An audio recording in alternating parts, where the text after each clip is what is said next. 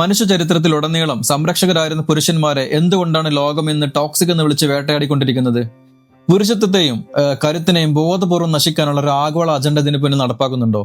ഒരു സമൂഹത്തെ കീഴ്പ്പെടുത്തണമെങ്കിൽ അവിടെ കരുത്തരായിട്ടുള്ള പുരുഷ സമൂഹത്തെ ദുർബലപ്പെടുത്തിയാൽ മതി. നമുക്ക് നൽകുന്ന ഭക്ഷണത്തിലൂടെ, വെള്ളത്തിലൂടെ അതിൽ കലർത്തുന്ന ഈസ്ട്രജൻ, അതുപോലെ തന്നെ സമാനമായിട്ടുള്ള കെമിക്കലുകൾ, ഇത് കാരണം കഴിഞ്ഞ 50 വർഷത്തിനിടയിൽ പുരുഷന്മാരുടെ ടെസ്റ്റോസ്റ്ററോണിന്റെ അളവ് പകുതിയിലധികം കുറച്ചിരിക്കുന്നുണ്ട്. അതുപോലെ തന്നെ പ്ലാസ്റ്റിക് കുപ്പിയിലെ BPA, സോയ ഉൽപ്പന്നങ്ങൾ തുടങ്ങിയവ പുരുഷ ശരീരത്തെ ഹോർമോൺ തലത്തിൽ ദുർബലമാക്കപ്പെടുന്നു.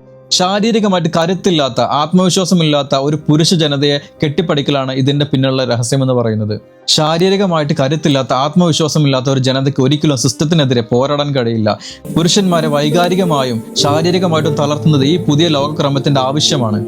ഇതിന്റെ ഏറ്റവും വലിയ ഡാർക്കസ്റ്റ് സൈഡ് എന്ന് പറയുന്നത് ഒരിക്കലും ഉത്തരവാദിത്തങ്ങൾ ഏറ്റെടുക്കാൻ കഴിയാത്ത, വെറും വിനോദങ്ങളിൽ മാത്രം മുഴുകിയിരിക്കുന്ന ഒരു പുതിയ പുരുഷ സമൂഹത്തെ വാർത്തെടുക്കുക എന്നുള്ളതാണ് ഇവരുടെ ഏറ്റവും വലിയ അജണ്ട എന്ന് പറയുന്നത്. കുടുംബത്തിന്റെ നട്ടെല്ലായിട്ടുള്ള പുരുഷന്മാരുടെ റോളുകൾ ഇല്ലാതാകുന്നതിലൂടെ കുടുംബ ബന്ധങ്ങൾ തകരുകയും കുട്ടികൾ ഈ സിസ്റ്റത്തിന്റെ നിയന്ത്രണത്തിലേക്ക് നീങ്ങുകയും ചെയ്യുന്നു. കരുത്തുറ്റ പുരുഷന്മാരാണ് ലോകത്തെ എക്കാലത്തെയും ഏകാധിപത്യത്തിന് ശത്രുക്കൾ എന്ന് പറയുന്നത്. അതുകൊണ്ട് തന്നെയാണ് പുരുഷന്മാരെ പരിഹസിക്കുന്ന സിനിമകളും മീഡിയ കണ്ടന്റുകളും നിരന്തരമായിട്ട് നിർമ്മിക്കപ്പെടുന്നത്. ഇത് പുരുഷന്മാർക്കെതിരെയുള്ള യുദ്ധമല്ല, ഇത് മനുഷ്യരാശിക്കെതിരെയുള്ള യുദ്ധമാണ്.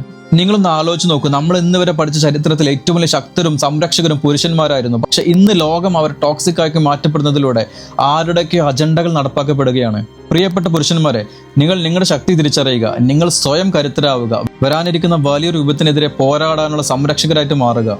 ഈ സിസ്റ്റത്തിന് കീഴടക്കാൻ കഴിയാത്ത ഒരു പുതിയ പുരുഷ സമൂഹത്തെ നമുക്ക് വാർത്തെടുക്കാൻ കഴിയണം. അപ്പോൾ ശക്തരും കരുത്തരുമായിട്ടുള്ള നിങ്ങളുടെ ചങ്കിന് നിങ്ങൾ റിയൽ അയച്ചു കൊടുക്കുക. സത്യം നിങ്ങളെ കരുത്തരാക്കട്ടെ. അപ്പോൾ അടുത്ത വീഡിയോ നാളെ കാണാം.